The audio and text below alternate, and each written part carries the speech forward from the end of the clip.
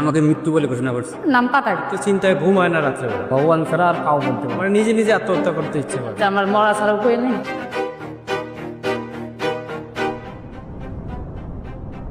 এই তথ্যচিত্রটি সম্পূর্ণ কঠিন সত্য ও রূঢ় বাস্তবের প্রতিফলন। ভুক্তভোগী সকল মানুষের সত্য বয়ানে নির্মিত এই তথ্যচিত্র আপনাকে এসআইআর এর মূল উদ্দেশ্য বুঝতে সাহায্য করবে।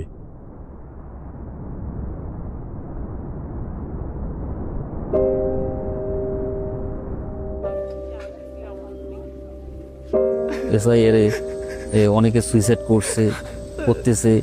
আসামে যেমন হয়েছিল কি ক্যাম্পে রাখছিল। আমার নাম শচীন চন্দ্র বর্মন, ছেলের নাম সুবেশ চন্দ্র বর্মন।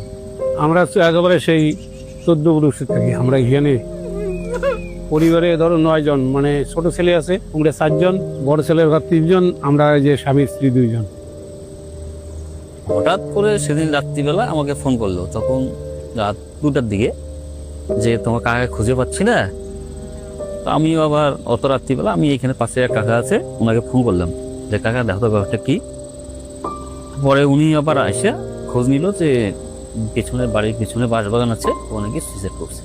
ও একটু লাজুক গোছের ছিল। হ্যাঁ, শুতে এলাম, আতঙ্ক হয়েছে। কেন করে বলি করে এলো কই আমরা এইরকম যে করবে সেটা আমরা এবার যে কবার কিছুতেই একেবারে যা হয়েছে সেটা এখন ভগবান ছাড়া আর কাউ বলতে পারে না। ওই না জানি 2024-এ তখন কোনো অসুবিধা নেই। ভূতের নাম না থাকলে তো ওই যে অসুবিধা হয়ে গেল। নাম দিছিল, নাম পাতাক। এই ছেলে পড়াশোনা করতে পারতেছি না, ঘর তো আর পাবো না, তারপরে যে বেকার ভাতা, লক্ষ্মী ভান্ডার, এগুলো কিছুই পাবো না। এগুলো একটু অবস্থা, ভোটটা দিতে পারবো না, এগুলো অসুবিধা। নাম রশ্মি অধিকারী, 7 মাইল আগালা যান। কোনোবার ভোট বাদ যায় না, তার বাদ জানি আমার ভাগ ভোট আরে ভোট যেতেই ছিল, দিতেই চাচ্ছি।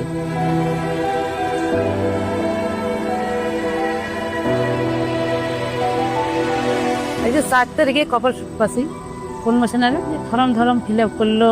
এখন আমরা কি হবে, আমরা কি এরা বলবো, কি বলতে পারি না, কি হবে না হবে। সেই কোনো সুযোগ সুবিধা পাবো না, সরকারি যদি নাম কাটি দেয়। এখানে তো নাম আছে, এগুলো তো নাম থাকবে না। আমার এসআইআর থেকে নাম বাদ দিয়েছে।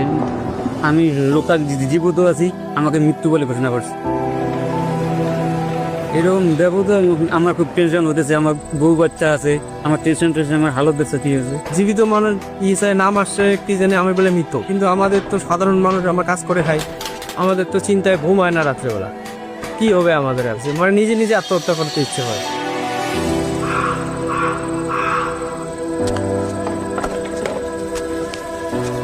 এখন তো বেশি দিন হল না, অল্প দিন হল, কোনো রকম করে টুকটাক করে চলবে নাকছে। পরে যে কি হবে সেটাই তো বলা মুশকিল। সবাগুলো যে কেমন করে মানুষ পড়া যাবে, কেমন করে যে বউ সবা খাবে।